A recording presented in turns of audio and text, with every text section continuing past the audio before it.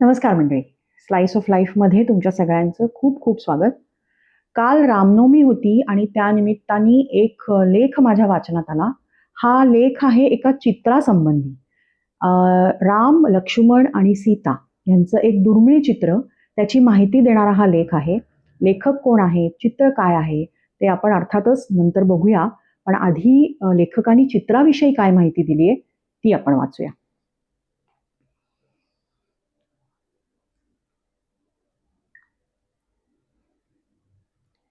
श्रीराम आणि सीतेचे खूप वेगळे चित्र. हजारो वर्ष रामायणात रंगून गेलेल्या या देशात आजवर रामचरित्रासंबंधी लाखो कलाकृती निर्माण झालेल्या आहेत. अभिजात कलावंतांपासून ते लोककलावंतांपर्यंत, राजवाड्यांपासून ते शबरीच्या पर्णकुटीपर्यंत या कलाकृती आढळतात. चित्र, मूर्ती, शिल्प, लेखन, काव्य, नाटक, संगीतिका, गीते, महाकाव्ये, चित्रपट अशा शेकडो माध्यमातून आपल्यापर्यंत रामकथा पोहोचते. येणाऱ्या रामनवमीच्या निमित्ताने आज एक अतिशय वेगळं चित्र आपल्यासमोर सादर करीत आहे. हे चित्र फार वेगळं आणि रंजक आहे. या चित्रामध्ये सीतेने मराठी पद्धतीची साडी नेसून पदर खोचलेला आहे. तिच्या नाकात नथ, गोल आंबाडा आणि त्यावर मोत्याची वेणी, कानात झुंबर, हातात तोडे आणि वाकी असून तिघांच्याही वस्त्राचे सोगे किंवा ओचे हे समोर सोडलेले आहेत. रामाच्या अंगावर राजवस्त्र असून तो कोंडणधारी आहे. लक्ष्मणाच्या अंगावर उपर्ण असलं तरी पूर्ण उत्तरीय वस्त्र नाही, तो उघडा आहे. त्यांनीही धनुष्य धारण केलेला आहे. पाठीवर असलेल्या बाणाच्या भात्याचा पट्टा हा प्रथमच इतका तपशीलवार पाहायला मिळतो आहे.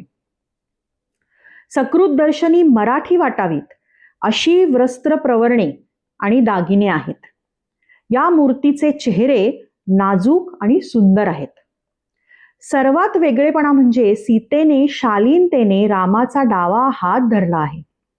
धार्मिक विधी करीत असतानाची काही चित्र सोडली तर मर्यादा पुरुषोत्तम रामाच्या संबंधित हे दृश्य फारसं पाहायला मिळत नाही.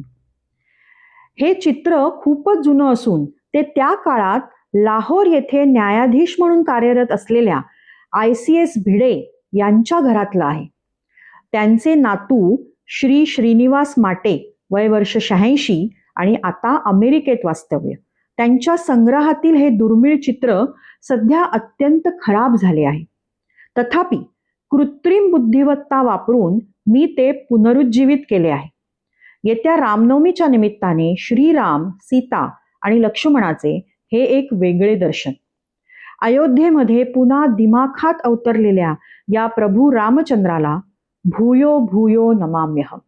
आणि हा लेख लिहिला आहे मकरंद करंदीकर यांनी. यांच्याविषयी आणखीन एक मी सांगू इच्छिते की जसं मी तुम्हाला मागच्या एपिसोड्समध्ये सांगितलंय की लेखकाला संपर्क केल्यानंतर, त्यांची परवानगी घेतल्यानंतर आपण हा लेख वाचतो. तसंच काल हा लेख वाचनात आला. आज त्यांना मी मेल केला त्यांची परमिशन घ्यायला, तर त्यांनी मला त्यांच्या फेसबुकवरती असे अनेक छान छान लेख आहेत असं त्यांनी सांगितलं आणि मी अर्थातच जाऊन तिथे बघितलं. तर तुम्हालाही मुद्दामून सांगते की तुम्हाला जर असे विषय, वेगवेगळे विषय जर तुम्हाला वाचायला आवडत असतील, अशी माहिती घ्यायला तुम्हाला आवडत असेल, तर तुम्ही नक्की त्यांच्या फेसबुक पेजवर जा आणि तिथे तुम्हाला अशी खूप वेगवेगळी माहिती तुम्हाला वाचायला मिळेल. आणि आजच्या एपिसोडविषयी सांगेन, जर तुम्हाला ही माहिती आवडली असेल, चित्र मी अर्थात चॅनलवर पोस्ट करणारच आहे, तर आवडलं तुम्हाला, जर हे वेगळं वाटलं तुम्हाला, तर लाईक करा, तुमचा अभिप्राय द्या, तुम्ही मित्रमैत्रिणींना पाठवा आणि चॅनलला सबस्क्राईब करा.